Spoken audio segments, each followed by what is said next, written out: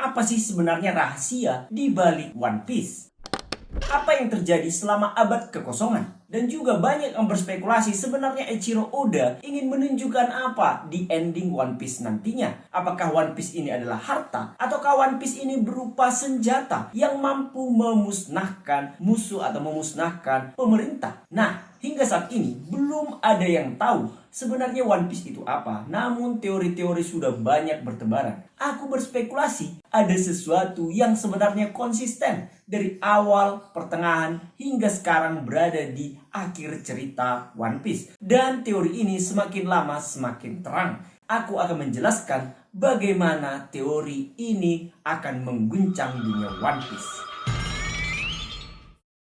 Eiichiro Oda senang sekali dengan yang namanya planet-planet dan juga cerita tentang dunia luar angkasa. Dan sejak dari awal, semuanya berhubungan dengan yang namanya rasi bintang, dewa-dewa Yunani, atau sesuatu yang berhubungan dengan planet-planet, tata surya, atau universe. Hingga dengan sekarang, di mana Luffy dan kawan-kawan bertemu dengan Dr. Vegapunk yang baru saja menjadi aliansi dari Luffy dan kawan-kawan. Awalnya Dr. Vegapunk ini tidak diketahui bagaimana wujudnya, dan banyak sekali orang yang berspekulasi apakah Dr. Vegapunk ini merupakan perempuan atau sebenarnya dia orang yang memiliki tubuh kekar dan lain sebagainya. Hingga pada akhirnya ditunjukkan kalau sebenarnya Vegapunk ini memiliki wajah sama persis dengan Albert Einstein. Banyak sekali teknologi-teknologi mutakhir yang diciptakan dan juga dikembangkan oleh Dr. Vegapunk. Dr. Vegapunk juga meneliti kerajaan masa-masa Void Century, dan pemerintah di dalam dunia One Piece tidak senang dengan penelitian yang dilakukan oleh Dr. Vegapunk. Dan di sini kita juga melihat Gorosei diperkenalkan. Nama-nama dari Gorosei ini semuanya berhubungan dengan planet-planet di dalam tata surya. Merkurius, Venus, Mars, Jupiter, dan juga Saturnus. Tentu saja semakin memperkuat teori yang sedang aku pikirkan sejak dari awal. One Piece ini sangat berkaitan erat dengan cerita tentang planet yang selama ini sudah pernah kita dengar.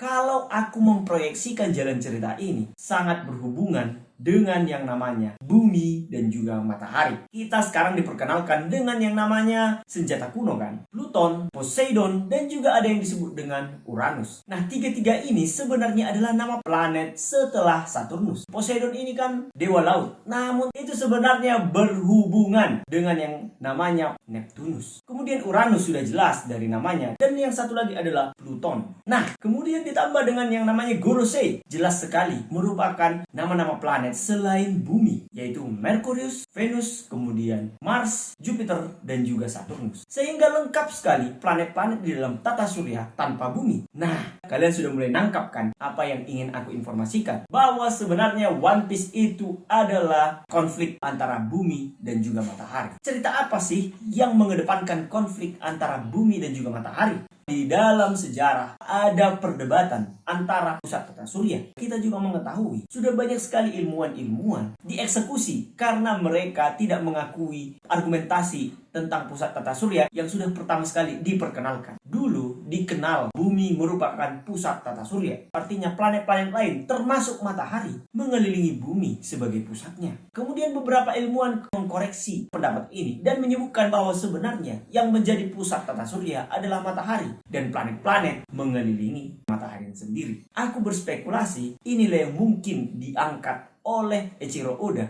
sebagai isu utama mengapa terjadi konflik sejak dari awal One Piece. Paradigma yang dulu mempercayai bumi sebagai pusat tata surya membungkam orang-orang yang mengakui bahwa matahari sebagai pusat tata surya. Dr. Vegapunk dan ahli-ahli sejarah dihilangkan, bahkan peristiwa Ohara menghilangkan semua peneliti-peneliti. Aku berspekulasi bahwa rahasia yang ingin mereka tutupi adalah rahasia bumi bukanlah pusat dari tata surya. Yang menjadi pusat dari tata surya adalah matahari. Bumi merupakan Im-sama. Im-sama merupakan pemimpin tertinggi world government. Dan kelima Gorosei itu patuh terhadap Im-sama ini. Nah, yang menjadi matahari adalah Choi Boy, yang kemudian disebut sebagai Sun God Nika. Sangat berhubungan kan? Siapa lagi kalau bukan Luffy. Joy Boy merupakan pemimpin dari segala sesuatunya, yang mulai dari Merkurius hingga Pluton. Bumi ini tidak ingin hal ini terjadi karena dia masih menganggap dialah yang menjadi pemimpin utama, termasuk matahari harus mengelilingi bumi ini sendiri. Dan ini sangat konsisten dilakukan oleh Oda sejak dari awal hingga saat ini. Bahkan dulu di dalam peristiwa Ohara kita melihat ada gambaran yang menunjukkan kalau matahari di tengah dan banyak planet-planet yang mengitari